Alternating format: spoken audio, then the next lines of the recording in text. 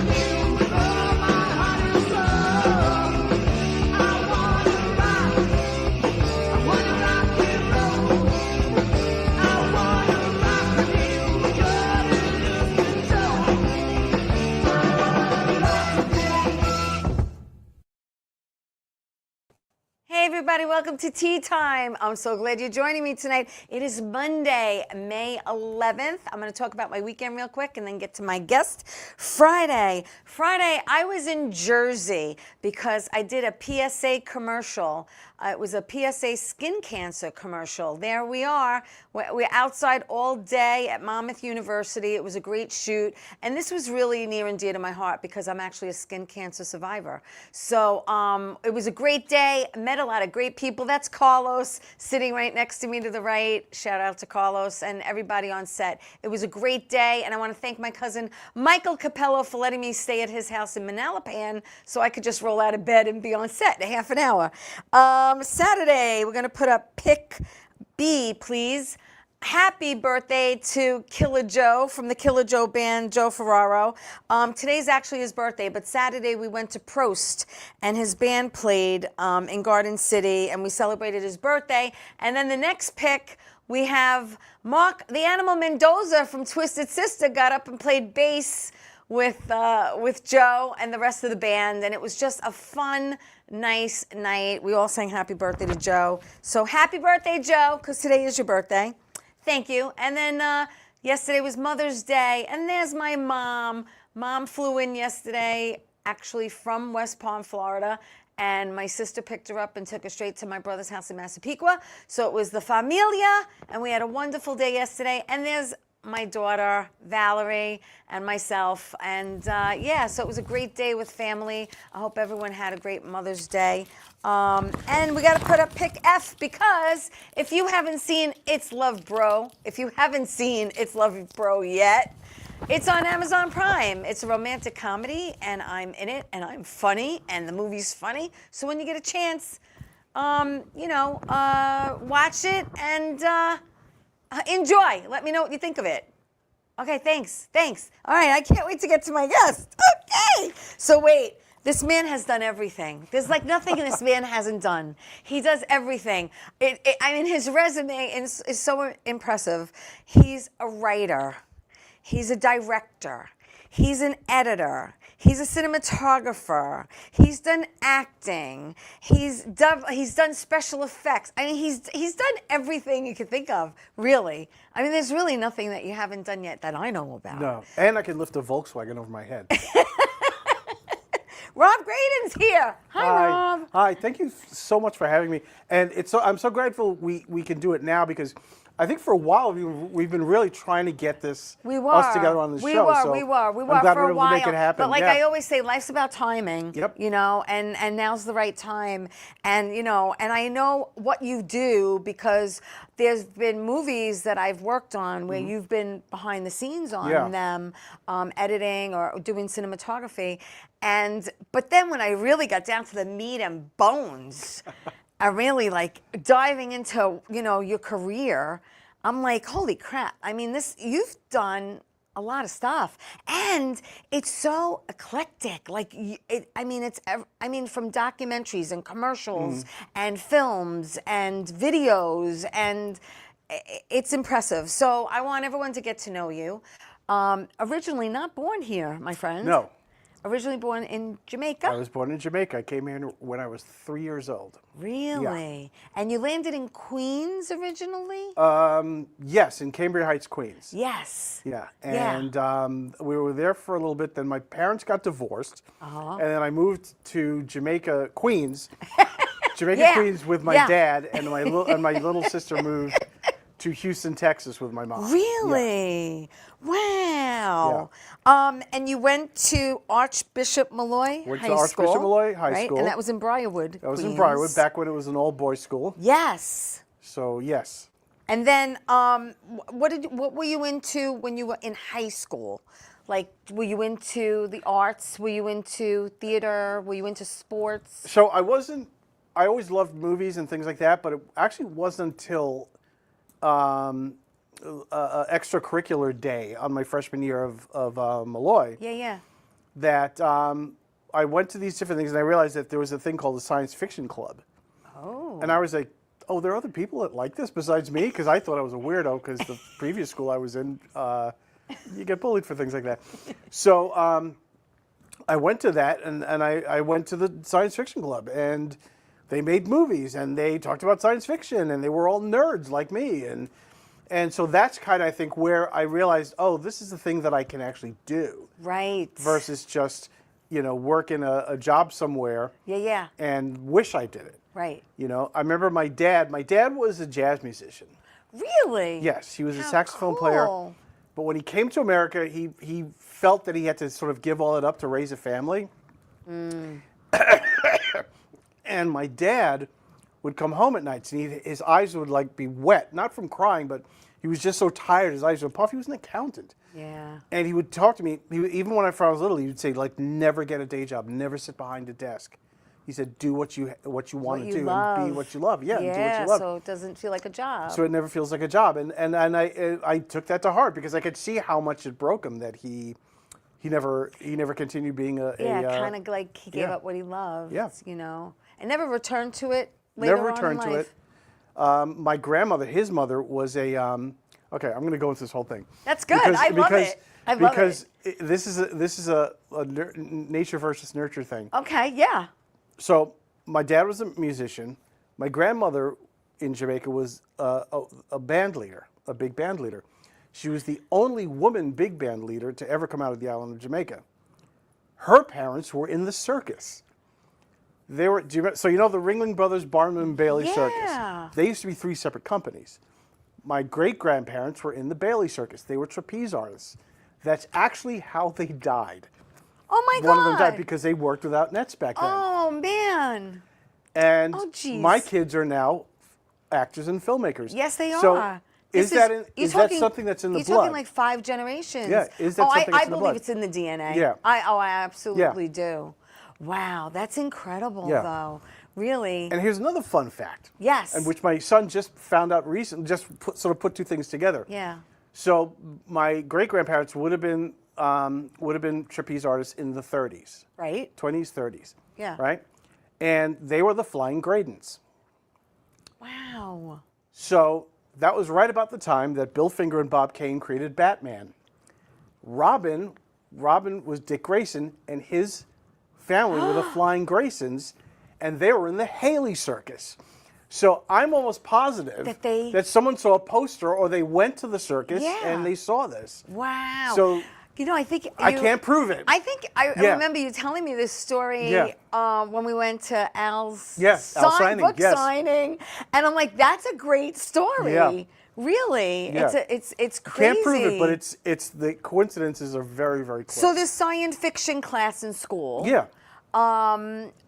What was your very first science fiction or horror movie you ever saw? The first one I ever with the club was Alien.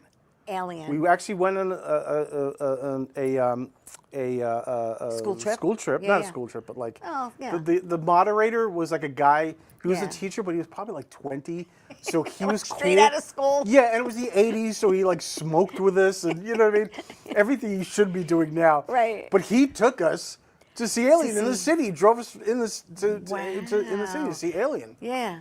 He also drove us to see the Rocky Horror Picture Show. which we'll get into something a little later. Yeah, which is going on now with Rachel Dratch. Yeah. Very cool. Wow. So my first horror movie I ever saw was The Exorcist. Yeah. And I couldn't sleep for a week. Yeah. I was kind of the same way because I went to Catholic high school. Yeah, it scared the crap out of me. And then there was an old cult film. If you ever saw it, my cousin Francine, shout out to Francine, took me to see. Hey, Francine. Happy Birthday to Me. Oh, yes. And I loved it. Yeah. I loved it. And I'm going, am I weird now? You know, because I love it. Right. I don't know. There's a thing about getting scared sometimes. You know, there's that. It's the same dopamine effect that you go on a roller coaster. And I remember my mom telling me, "Oh, you know what movie scared the crap out of me?" And I'm like, "What?" And she said, "The original movie, The Thing." Thing from Another World. And when I saw it, I'm going, what's so scary about him? He just looks pale. Right. Like he needs a tan. Right. Like it didn't scare me, but she said it's, like it scared her. Because back then, no one had seen something like that before. Right, exactly. Yeah. And then the culture movies. I saw Freaks. Mm-hmm. I saw The Blob. All those cult movies. That you go back to. What movie do you think now? Because you've done every genre out there. I mean, it's not like you're in a pigeonhole. I mean, you really have done everything from horror to comedy to docs, like I said, music videos. But after high school, you actually went to School of Visual Arts. I went to School of Visual Arts, yes. In the city, yeah, right? And that's really where you were able to maybe start biting your teeth on right. something? So high school made me want to do it. College showed me how. Ah. So I got to work on other people's films, and I got to, that's how you learn. You learn from doing. Yeah. I got to, right at that time, there's a real cult horror film called Street Trash. Okay. And one of my one of the students there was the director, because his parents back then bought him a Steadicam, which was unheard of. They were incredibly expensive. Wow. And so he, with one of my teachers who produced it, created that movie Street Trash, which you can watch now on Shudder or whatever. It's considered a cult classic. Wow. And I did some storyboards on that, but that's kind of the environment we were in. We were School of Visual Arts is sort of like the punk rock of film schools, because other film schools were a little more hoity-toity, and up there we were just Yeah. We were really we watched really underground films. We got introduced like the French New Wave and films like that. That I think a lot of other film schools at the time probably weren't. They were sort of gearing kids more for the sort of Hollywood mode. Right. But we weren't. We were learning different types of films. Now, because you've done everything, the writing, directing, producing, cinematographer, editing, special effects. I mean, is there one of them that you enjoy more than the other, or you just love it all?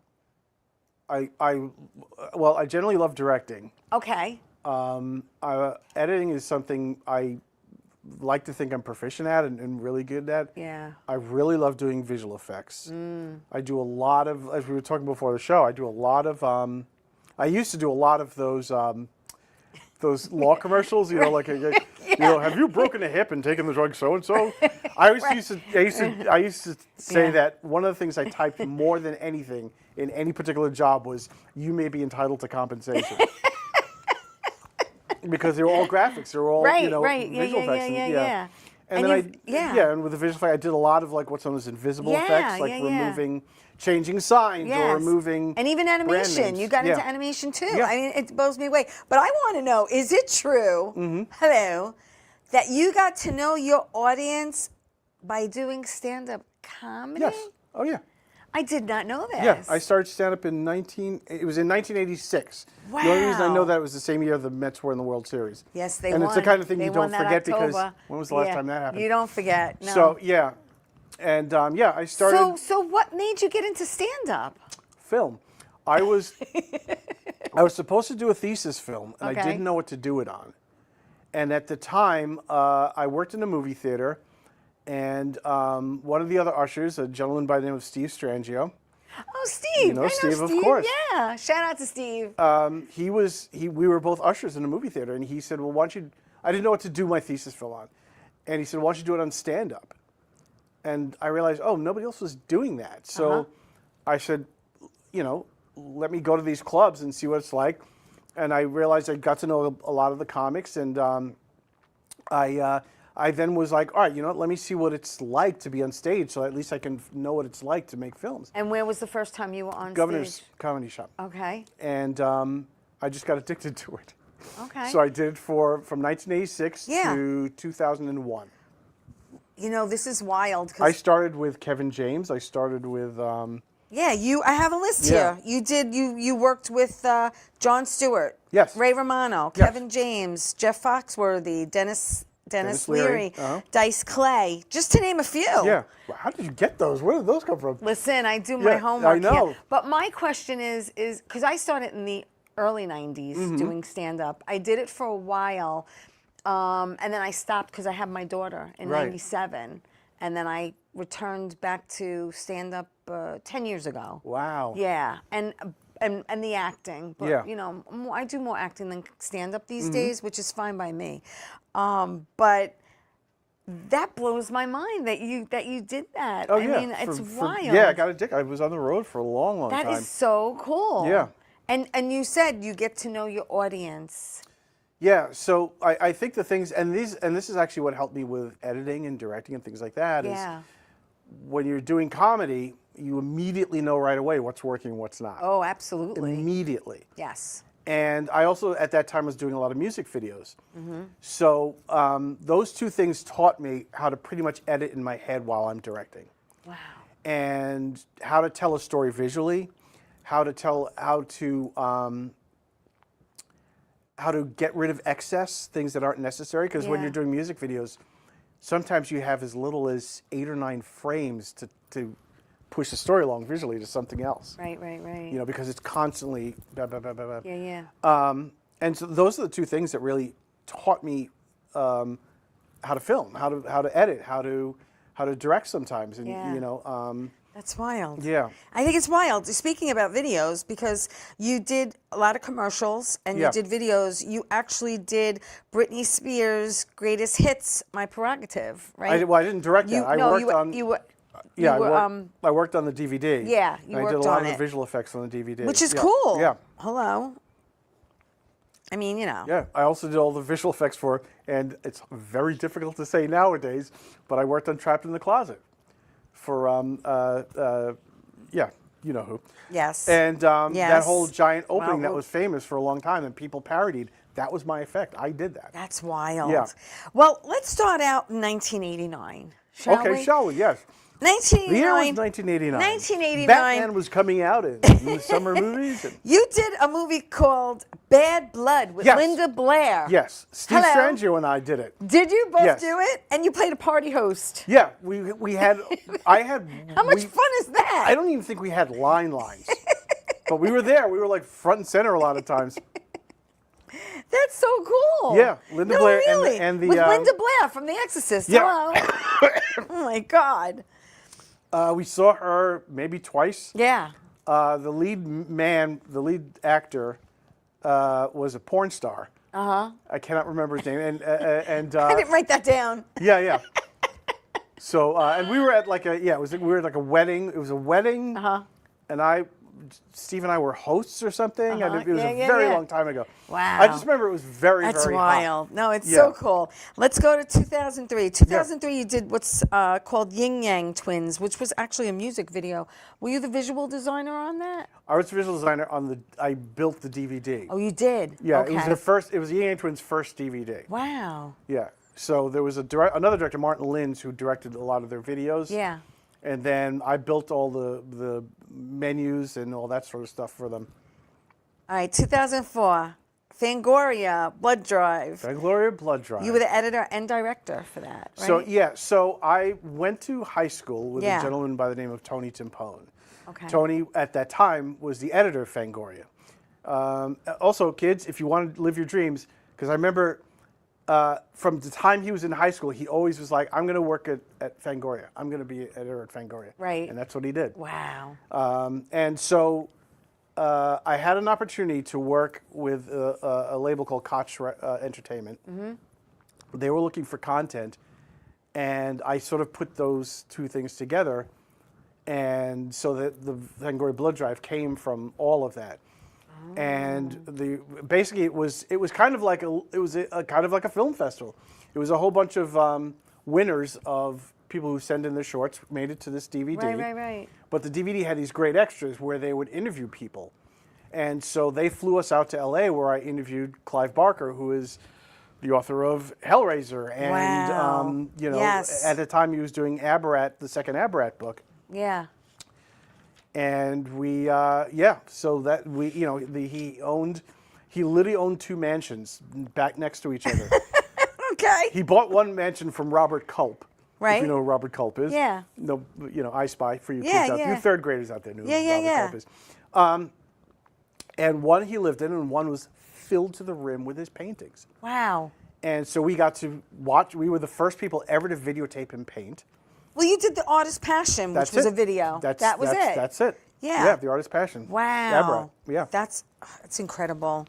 From there, 2005, you did Blowing Up, Fatty Coo, which was a series. Was a series on BET. Right. It was a pilot on BET. I don't think it lasted very long. Uh-huh. But yeah, I was one of the cinematographers on that. Yes, yeah. And you did Sierra Goodies, the videos and more. Yep. A lot of editing. I edited a lot of those. editing. A lot of those BT. And then we had to go back to Fangoria Blood Drive 2, because that was so good. Yeah, and that's where we ran into.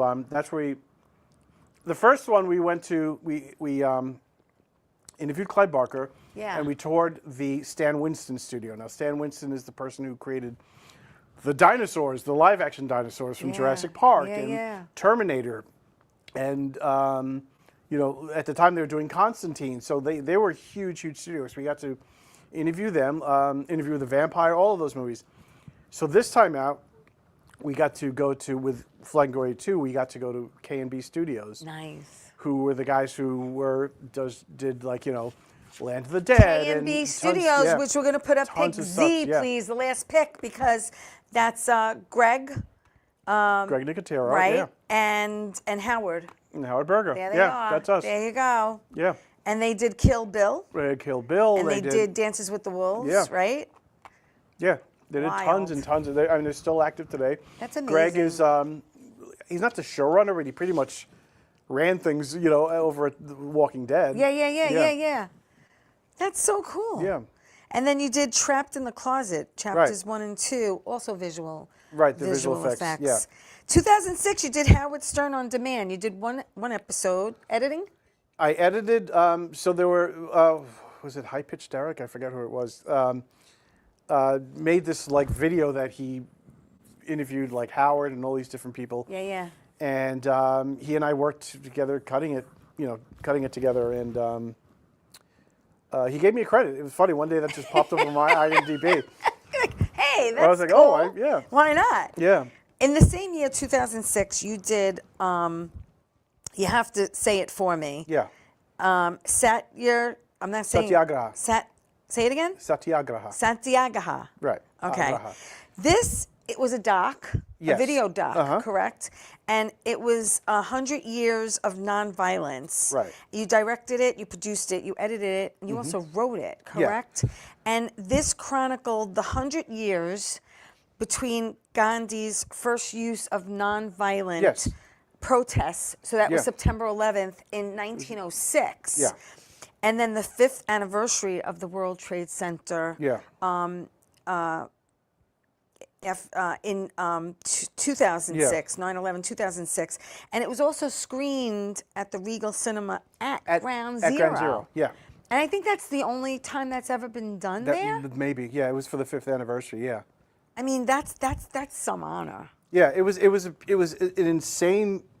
It came about because, and I don't necessarily believe in coincidences, but oh no, neither do I. But there are no accidents in life. Yeah, but when I was sort of researching it and found out that Gandhi, if you ever seen the movie, it was when he got thrown off the train and he created a protest where people people were burning their papers. Yeah. That was September 11th, 1906. Wow. And so I was like, this is exactly 100 years later. Yeah. So I felt like I needed to do something about that, and we got to interview some amazing people. Yeah. Who are, because I wanted to chronicle people who are doing peace work now and things that are doing, we found a wonderful woman who lost her husband in 9/11 is now creates these bike things that raise awareness for people. I got to interview and become kind of friends with Mahatma Gandhi's grandson, Arun Gandhi, who is in it, and he really goes through. Yeah, I saw that. Yeah, quite a bit what peace was. He was a really terrific guy. Wow, it's amazing. Yeah, it really is. 2015.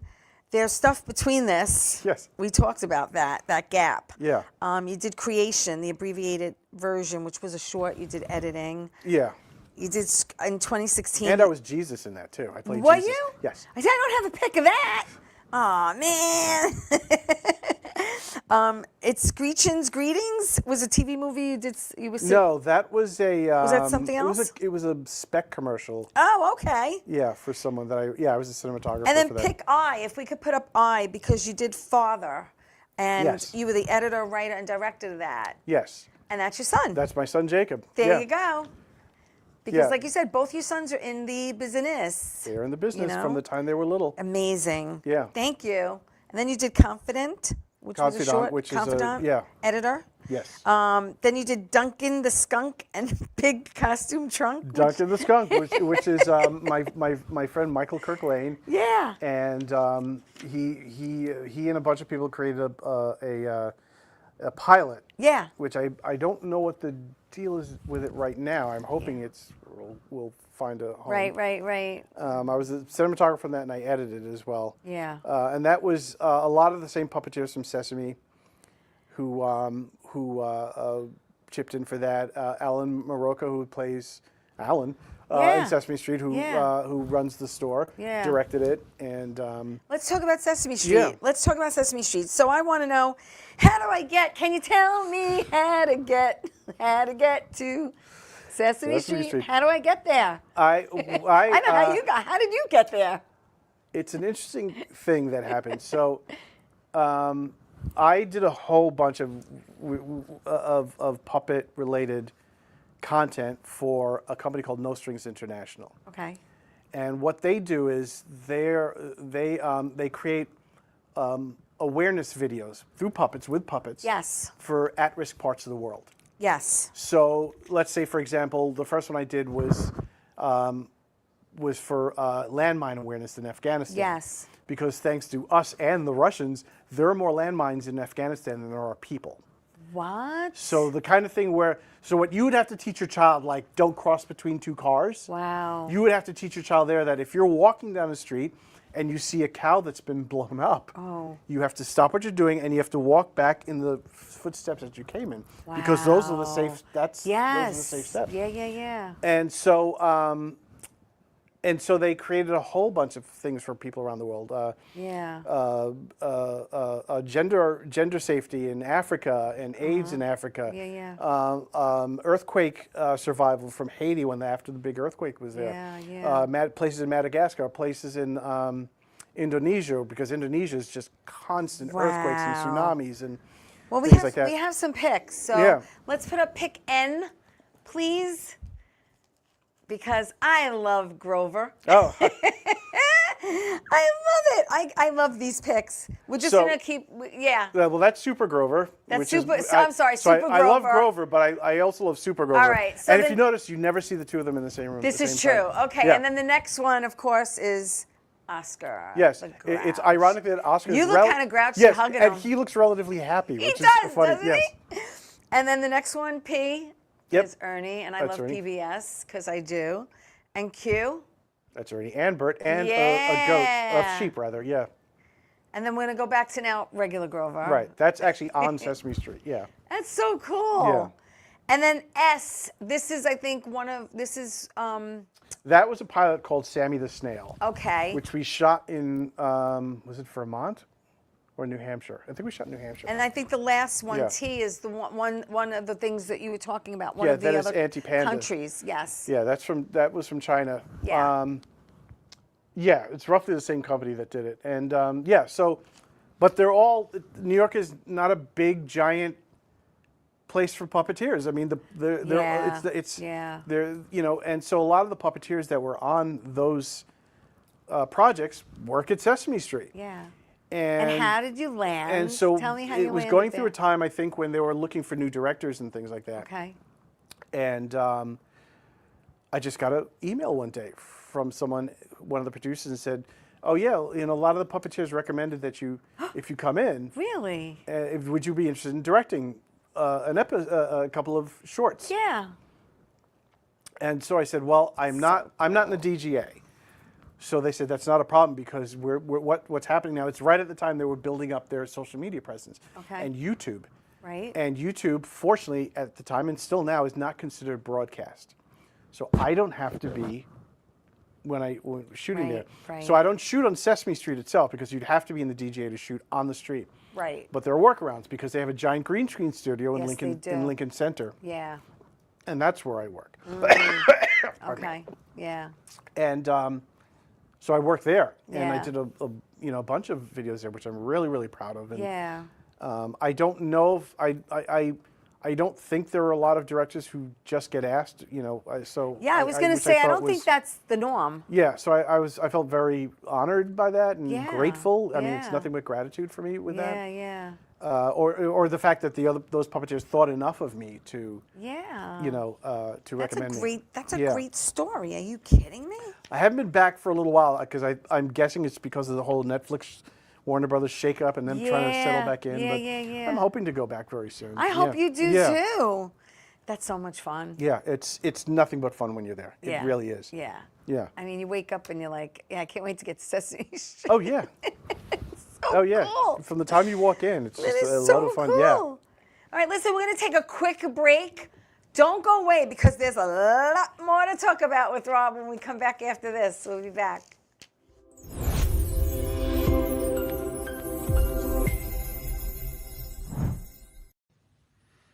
Well, hi there, Theresa. It's John York from General Hospital. I am just checking in because apparently you have a great talk show called Tea Time on Strong Island TV. I want you to have continued great success and have a lot of fun. It sounds like you're having a lot of fun, and that's pretty much the key to everything, isn't it? So continued success. I'm proud of you. Have a great day, Theresa. Bye. How you doing? It's Sal the Voice Valentinetti. Why are you watching me? You should be watching Theresa Canastraci, Tea Time with Theresa Canastraci Farrell. And make sure you follow Theresa on Facebook, Tea Time with Theresa Canastraci Farrell. We'll see you there. I love the way you say my name. I love Hey, everybody, welcome back to Tea Time. I'm so glad you're still there. Hey, share the show. Just share the show. Put it wherever you want. Share the show. Let everyone watch it. I'm with such a talented man. Rob is amazing as far as I'm concerned. He does everything. He writes, he directs, he produces. He's a cinematographer. He's an editor. He's done acting. The man's done stand-up. He does visual effects. He does animation. I mean, is there anything you haven't done that you want to do? Oddly enough, I want to, and it's not necessarily an art thing. I want to work. I'd love to at some point when I get a little older or something, work more with animals. Okay. Yeah, I just because they say never work with kids or animals. Yeah, but I have okay. not necessarily in movies with them. Just in general. Just in general, I just love being around animals. Okay. So I think I'd be good at it. All right. Yeah. Cool. Interesting. Yeah. Very interesting. I like that. 2022, you did Every Good Piece, which was a short. You were editor. That was for Maria. Maria Filippone, yeah. Shout out to Maria. It's also how I met Tom Corsiari, who is in my new film, Attenuator. And we're going to talk about that. And we're actually writing a film together that we're shooting in August. Oh, that's so cool. All right, so since you mentioned it, we'll put it up. Let's put up Pick M, shall we? Because you mentioned it. Pick M. Hello? Okay, he might have walked away. We'll go back. 2022, after Every Good Piece, you also did Sfortunato, which was a short. You did editing for that, too. There was the first AD, I think, too, Yeah. Horror. Okay, so La Soledad? Soledad's not horror. Soledad Oh, I thought it was. No, it is a LGBTQ. Oh, I put it with the ZOV. That's film. why. Yeah, My bad. It was a challenge for me. I was hired to direct that, and it became a real wonderful challenge because I was able to cast and help cast a wonderful, amazing cast. Yeah. I would say 40% of the movie's in Spanish. Really? I don't speak Spanish. So that was kind of a challenge Wait, for me did you as have well. an interpreter on set to know? No, they all spoke English, but the family in the film are Spanish based. Right. So a lot of times they would speak English into Spanish or Spanglish or. Oh, got it. They mixed, yeah. Yeah. So we knew what they were saying because I edited it, so I had to come up with. I was going to say, had to come up how with, did you know if the subtitles. dialogue was correct? Yes, I did know because one of the producers I worked with also spoke Spanish. That's what I was going to say. Yeah, that was a wonderful experience to work on. That's cool. That's really cool. Can we put up pic K, please? Hello? Yeah, which one? Okay, K, because there's a pic of you, and I'm not too sure what this was from, but I found it interesting, so I figured I'll just grab it and ask you about it. K? Yeah, that one. Tell me about that. That was just me on Halloween. Oh, that was it? That's it. All right. Yeah. Thank you. I was a big fan of the movie The Serpent and the Rainbow, if you've ever seen that. Oh, yeah. Wes Craven. And My so daughter's birthday's actually Halloween. Is it so really? we go crazy. Oh, we go great. crazy on Halloween with decorating and getting dressed up, and it's crazy. Amazing. I have a picture I could show you. Well, like I look like I got a chunk out of my neck. You'd be proud of that. 2023, you did A Better Man. Mm-hmm. You actually played a parole officer in that, did you? Yes, I did. Yeah. You had to think about it for a Yeah, it minute. took me a second. I was like, yes. And then you did the parole also. Board. I was on the parole board. All editing. And then a movie I was in, The Graveyard Medium. Yes. You did the editing for Maria for that. And my son was the DP. Yes. Josh Graydon was the DP, and I think Jake was sound. Okay, if I remember correctly, yeah. That's a date we shot at the cemetery. They were all on set. Yeah, you're right. And then One Last Time was a short. You did editing. A lot of editing, which is extremely tedious work. I enjoy it a lot. To me, that's where they always say you make a movie 3 times, right? It's when you write it, when you shoot it, and when you edit it. So I love taking all the footage that's been in and it's like a sculpture. It's almost like a puzzle piece, right? Like puzzle pieces, and how do you put You have them to put it together. But I'll tell you the truth. And you can sculpt performances and pacing the scene out. Yes, and so I genuinely love editing. Yeah.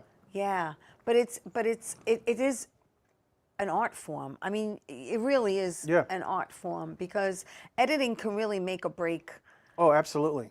A film. Yeah. I mean, I've seen fabulous editing, and then I've seen really bad editing, and you're like, it's sad because you had something good there. Yeah. Like it was good.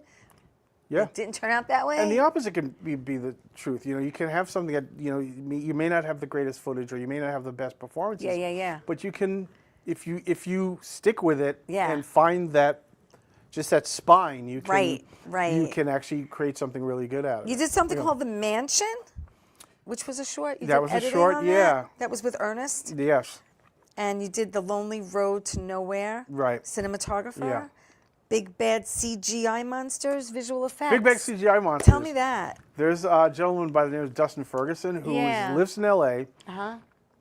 He does those wonderfully great B movies, like like Amityville this or whatever NATO that. And he's one of those guys. Yeah. And he's a really terrific guy. And he did our show, our podcast. Okay. And at one point I said, hey, if you ever need visual effects, let me know. Little did I know that he would actually reach out to me like a couple of months later. And it was funny because it was a thing called Big Bad CGI Monsters. And it was murder hornets and killer snakes and giant saber-toothed panthers. Oh my God! And it was funny because I had fun actually making them kind of bad. Right. Like sort of cheesily putting them in. Yeah. Rather than I didn't have the pressure of having them photoreal murder hornets or they were purposely sort of like. That's funny. So that was a lot of fun to do. Are you familiar with Jerry Landy? No. Jerry Landy and his work. He did a movie called Bat Radicus, and it's about a bat that attacks people, and he's done many other like horror B Right, films, right. but this. I love them. They're like great. They're like they become They're like so cult, much fun, of course. cult Yeah. classics. I think it's great. I have to connect you with him. I definitely do. He's great. You did Macintosh, which was a short. Macintosh was an animated short. Right? And that actually won homegrown animated short. Yeah. Yeah. Yeah, that took a while That's to do. Pick L. Can we put up Pick L, please? Pick L? Thank you. We'll put up Pick L because we're mentioning it. There it is. Yeah, that's Macintosh. Very cool. It was had a terrific message to it. I just did the animation. I didn't write it or but it was great. He just did the animation. Like anyone could just do animation. It took a while. It took a while to do. But I got to design the characters and animate them, and that was a lot of fun, and that was a lot of a learning curve and getting them to be alive. That's it's one thing to animate something from here to point B, but they have to be alive. They have to, it's one of because I was an artist for so long. I think when you're animating or drawing, the two main things that are so important, and I always tell my boys that, are eyes and hands. So because that's where everything lies. Right. Your eyes tell you exactly what you're thinking, and your hands give your body attitude or whatever it is you're doing at the time. So I had to put that in practice with those with that animation because we didn't have a lot of time to do it and a lot of resources. So I had to figure out ways around certain things to and still get them to be charming and animated. You did something called Brimstone, which was a short. You were first AD on the first AD, yeah.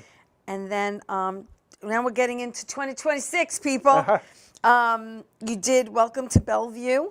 Welcome to Bellevue. That was a pilot. Editing. I was editing. I was the first AD on that as well. And then if we could pick up, well, we did pick Em already. We mentioned it already. And then you did, with my friend Wendell Laurent, you did the Dumbletons. Dumbletons. Have fun. The Dumbletons was so much fun to do.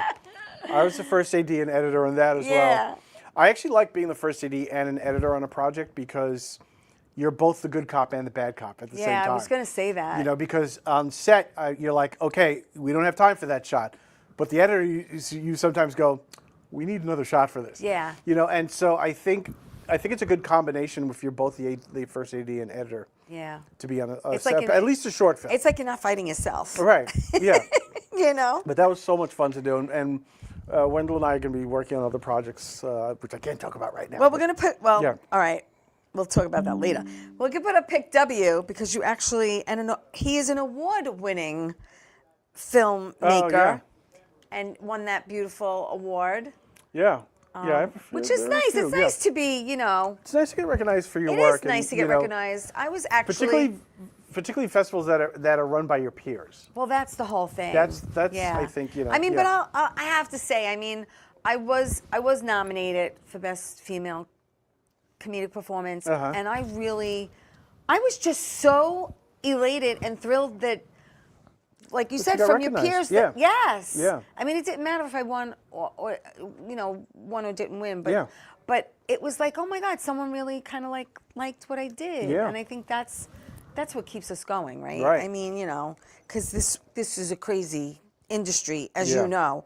And then we're going to put up X because X is actually a picture of me and you and your son. We were at yeah, we were at the Exchange. That was the Exchange premiere. The Exchange, right? That was fun. Yeah, that was a lot of fun. We've known each other for a while now. Yeah. Thank you. And then you. Let's pick up you because this was not you. Letter U. This was not. Is that you? That's me playing Santa Claus. Okay, because that's not Halloween. That's not film related. That was we had a very dear friend who has since passed away. Oh. She was a nun by the name of Sister Carol. Oh. And she got transferred to a monastery, where nuns hang out. What is that called? Nunnery. Nunnery. Let's call it that. Let's go with nunnery. But not that far from where we lived. Okay. But it was during COVID, and so my wife and I and my sons I borrowed a Santa costume, and we stayed outside of her window. She was like about 2, and we just sang her Christmas songs. That's nice. Yeah. And so I want everyone to know Rob is on Facebook. Okay, it's Rob Graydon on Facebook, and Graydon Films on Instagram. On Instagram, yeah. Right? Okay, so let's do. I want to talk about your family real quick, because Sure. we're talking about.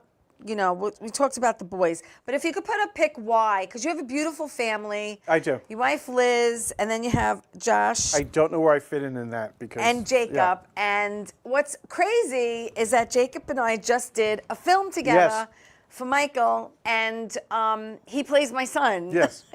Yes. My son plays your son. His son plays my son. Yes. And where was that taken, that pic? That was at Life. That was at Long Island International Film Expo. All right, yeah. cool. And so your son plays my son, and I think it's hysterical. But he mentioned before, both your sons are like in it. Like they have their hands, their feet. They're in it. They're writing. They're directing. They're starring. Yeah. I mean, they're really involved. They just had picture lock on their feature called Violet Hearts. So which I had a big hand in editing. I play a part in it. Oh, cool. See, that to me is priceless. Yeah. You know? I actually played Jake's stepfather. So, Okay. which is really weird because Okay. the person who plays my son, oddly enough, we look more alike. I know. Yeah. I know. Yeah. That's great. Yeah. So, yeah, and that's that. Yeah. Wow. And then the other pic, Bobby, not the ZOV. We don't have to put that up. The one next to it? Yeah. Yeah, the other one? The one in between. No, in between. Down. That one. Where'd you go? Yeah. Yeah. Because we mentioned that before. Yeah. I wanted to put that up. Attenuator was an idea that I had Yeah. about, we all have that moment in our lives when we may say the wrong thing. Thank you. And do the wrong thing that we kind of regret. Right. And we spend all night going it over and over and over again in our heads. Yes, yeah. And so I took a sort of science fiction literal approach to that. Uh-huh. And it's about a man who keeps reliving the worst day in his life. Wow. Through this sort of VR thing. He's paralyzed. You find out how that happens. Okay. But his grief turns into something else. I won't say. Because, Okay. Yeah. And then we have the couple of pics of him on set. Thank you. There you go. I got a couple of you. That's me doing a puppet, one of the puppet things. Uh-huh. The no strings. Yeah. And then the other one I think is... That was a cool little thing I did for the Woodlawn Cemetery. Oh. They started doing these wood sculptures out of trees that had fallen from the hurricane. Oh, how cool. And I created a time lapse, this sort of time lapse That's cool. I like that. thing for it. Yeah, it was 3 straight days, and the time lapse is only like 5 minutes long. Really? Yeah, because Isn't that wild? it's. No, that's like when we filmed the PSA. You're there all day. You're there all day. Yeah. For a 30-second commercial. Yeah. Think about it. It's crazy the way it works. Yeah. But listen, you know what we're gonna do? I want to show you a reel of your work. And so you're going to see animation, you're going to see music videos, you're going to see... This is going to be like old. This is I crazy. have not put a reel together in... I know, but I enjoyed watching it. So let's watch it and then we'll come back. Where it's real, forget why.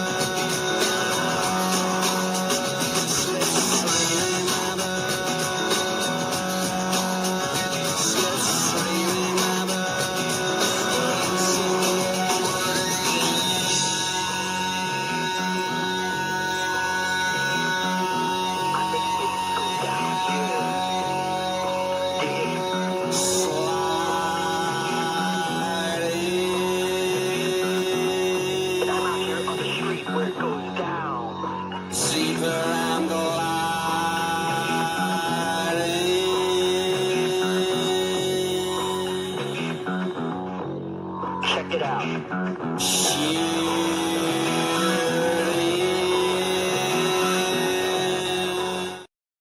Little walk down memory lane. Yeah. I'd forgotten I'd done. You know, a lot of those we things. saw Paul Schaefer there. You also did a video retrospective for the Black Crowes. Yes. You also work with the Go-Go's. Yes. Duran Duran. Mm-hmm. I mean, that's kind of cool. Hello. Yeah. Yeah.